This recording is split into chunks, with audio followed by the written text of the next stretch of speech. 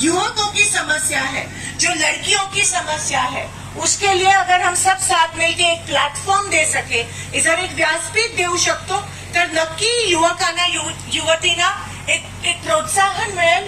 आणि जे काही आता तुम्ही वातावरण बघा, आता सगळे दाबले गेले.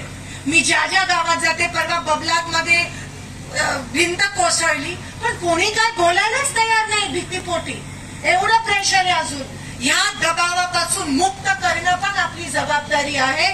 तरच ती क्रांती घडू शकते.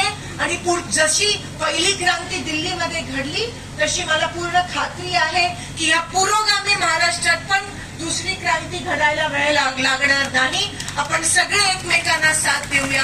पुन्हा एकदा जयप्रकाश पटेलजी, तुम्ही मला माझ्या वडिलांना या ठिकाणी बोलवलं. नेहमीच तुम्ही शिंदे साहेबांना साथ दिली.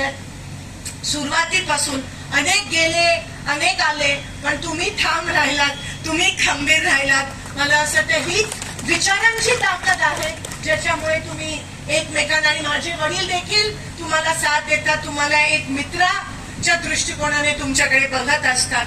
मला असं वाटतं ही असे जे बॉन्ड्स आहेत, अशी जी नाती आहेत, ती खूप कमी आहेत. पण ही परंपरा, हा इतिहास आपण पुढे देखील चालवत राहूया. हा शब्द मी तुम्हाला आज या ठिकाणी देते.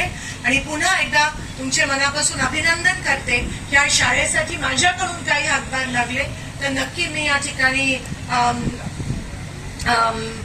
खारीचा वाटा म्हणून त्या ठिकाणी कॉन्ट्रीब्यूट करीन. आजूबाजूच्या गावकऱ्यांनी नक्की तुमच्या मुलांना या शाळेत पाठवा. एक सुरक्षित वातावरण या शाळेत आहे, असं आव्हान मी या ठिकाणी करते आणि आपली रजा घेते. धन्यवाद. जय हिंद, जय महाराष्ट्र.